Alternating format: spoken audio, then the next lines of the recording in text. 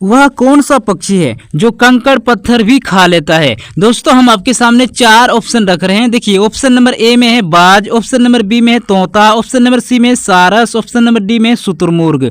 दोस्तों क्या आप इस सवाल का सही जवाब दे पाएंगे? तो कमेंट में जरूर लिखिएगा। इसके लिए हम आपको 5 सेकेंड का टाइम देते हैं।